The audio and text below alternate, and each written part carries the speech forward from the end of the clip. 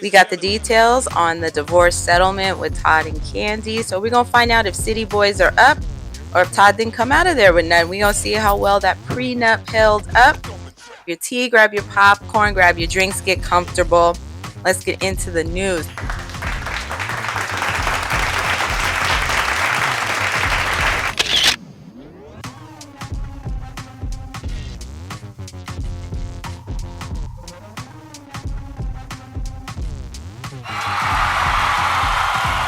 We're going to start with my favorite couple from Real Housewives of Atlanta, Kandi and Todd. So last year, I want to say it was like November of 2025, they announced that after 11 years of marriage, they were getting a divorce. Some say that there was speculation that Todd may have been out here dealing with other women, that they had an open relationship and that there were other people involved in their relationship, and that he may have had more time that he spent with one that was kind of giving relationship energy, and it's supposed to be something that only Kandi and Todd did together if they were going to be dealing with other people. We don't really know the circumstances of why they're no longer a couple, but what we do know is the settlement agreement that they finally came to after months of a pretty bitter divorce. They were putting out stories on each other. Pretty much Kandi called Todd a scrub, saying that he was living in her back house, honey, not even the main house. He was living in the back house. She said he wasn't paying nothing towards no bills. He wasn't chipping in no money towards the household. He wasn't helping out with the kids. She was paying for everything. According to Todd, he wasn't living in the main house because Kandi had, and allegedly some family members or friends had involuntarily moved him out of the main house.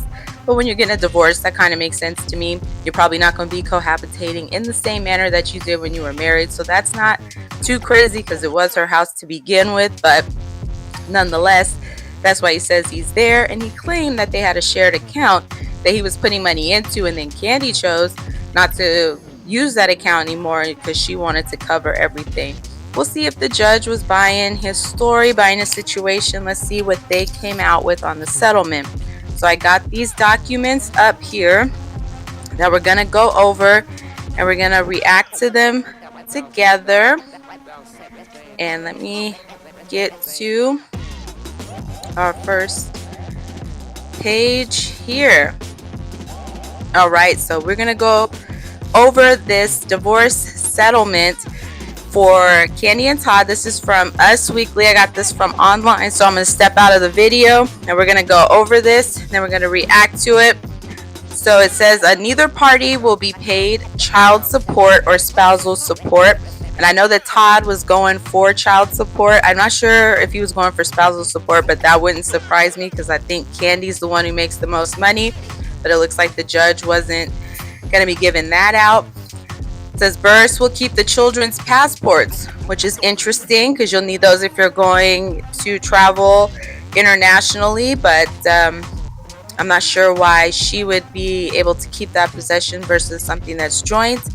It says, Tucker can request them from her ahead of any international travel. So it looks like she just wants to hold on to those, have them in her possession. But if he needs them, she'll share it. And I do appreciate that. I like to keep the stuff myself because sometimes people be losing things and I'm just feeling like I'd be better at maintaining it, so I can understand.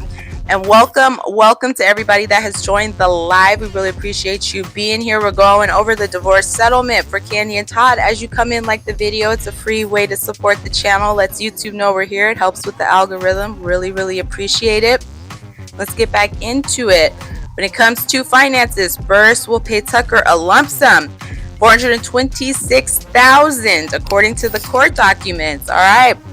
Do you think $426,000 is reasonable for 11 years of marriage? Do you think you should have got more out of there?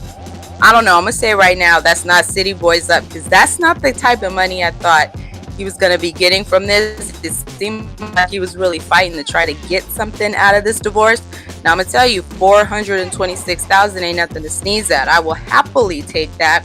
And that would change, for me, that changed my whole life. But I don't know in comparison to what Todd's situation is because they live on more money than I do. They got a little bit more money that they spend on their lifestyle. I don't know if that's considered a lot for him or not very much, but y'all let me know what you think in the chat. Let's get into the other settlement pieces. So they agreed to sell a food truck they owned together. Did y'all know they owned a food truck? I know Todd was trying to do the restaurant business. They had a Blaze Steak and Seafood. That one, they ended up losing a settlement losing a case where they now have to pay a settlement to the landlord for that particular business. It was a 6-figure settlement. I can't remember the number right now, but we did do a live on it. We have it up on the video if you want to take a look at it. I'll also link it in the description box after the live. And they have to pay that. So I know he was doing some stuff in the food industry, but I didn't know they had no food truck. Let me know if y'all did know that, and if you've ever tried any of the food they have from this food truck. I don't know if it's operating or what. Let's get back into it. The real estate divvied up between the exes was redacted in the paperwork. Okay, so we won't be able to see what they agreed to real estate wise, but that's okay. Tucker agreed to vacate Burr's guest home within 15 days of the parenting deal being signed. Congratulations, Kandi. It looks like you're going to have your house back. I don't know how soon. I don't know if he's already gone or what the situation is there, but I'm sure she's happy about that. And hopefully Todd's got somewhere to land on his feet. Well, he's going to have at least $426,000 to start with. Let me know if y'all think 15 days is too short of a time, or that he should have been gone without the judge having to tell him to go. Let me know what you think in the comments. And let's see, is there any more on here? All right, now we're gonna get to the last one.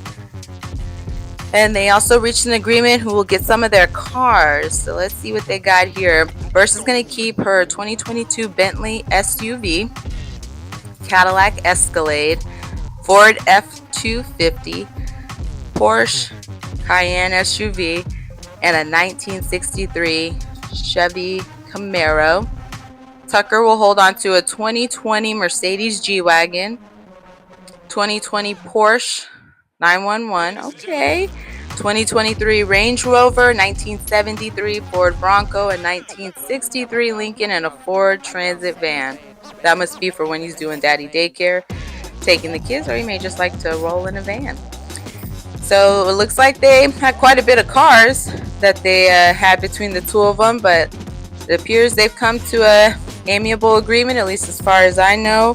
That's how it's going on both sides. Let me know what you think. Is this what you expected? Did you think it was going to be a little different outcome? I know I thought it was going to be more. I thought Todd was going to come out of there with some kind of spousal support or child support money, something else, because I feel like Kandi is the breadwinner, so he would need to get some kind of ongoing money from her to kind of maintain something close to the type of life that they had together. But I could be wrong. Todd might be balling on his own. Let me know what you guys think of this settlement in the comments. Anna, welcome. What are you talking about with this? Let me know what that was in reference to. Now